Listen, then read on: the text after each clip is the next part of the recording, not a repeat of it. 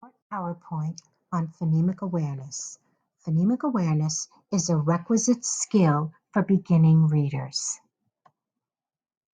You can do phonemic awareness in the dark. You can do it blindfolded. Here's an acronym to remember the definition of phonemic awareness: the ability to hear, identify, and manipulate sounds in words, and the letters spell out him. Although rhyming is part of the umbrella of phonological awareness, it is not considered to be part of the discrete skills of phonemic awareness. Rather, it is part of phonological awareness. So don't forget that rhyming is not part of the discrete skills of phonemic awareness. Rather, it is part of the broad spectrum under the umbrella of phonological awareness. Let's try out some phonemic awareness activities.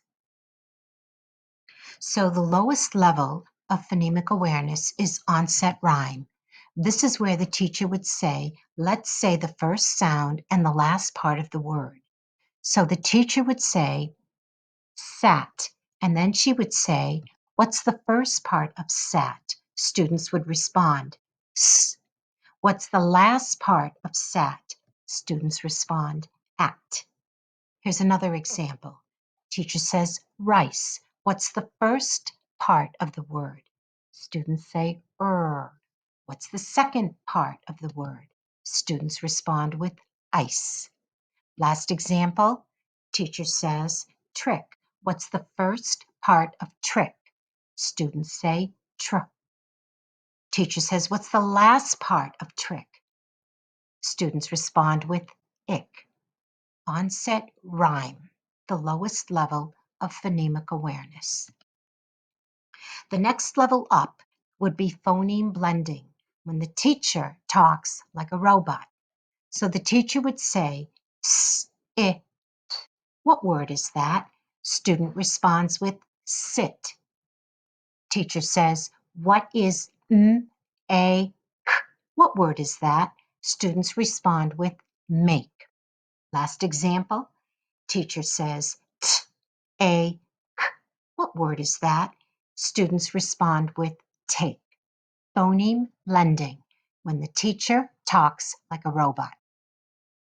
The next skill is phoneme approximation, and there's two levels.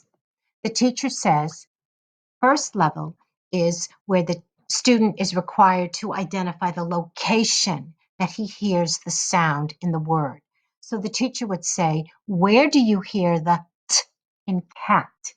And the child either points to the end or inserts an M&M or a counter at the end. And these are known as Elkonin boxes, where the student is required to identify the location of the sound through a counter, an M&M, or a Skittle. Teacher says, where do you hear the k in cat? Student puts down a counter for beginning. Notice that I'm not distorting the initial sounds. So instead of saying ka, I'm saying k. So the last one would be, where do you hear the a in cat? And the student inserts a counter in the middle of the boxes. The second part of this is, what is the first sound or the middle sound or the ending sound in cat? So the teacher might say, what is the first sound you hear in cat? I'm sorry, what is the last sound you hear in cat? So student says t. Teacher might say, what is the first sound you hear in cat? Student would say k. And teacher says, what is the middle sound in cat? And student would say a. Phoneme approximation, two levels. Where is the sound and what is the sound? And we do this using Elkonin boxes. In phoneme counting,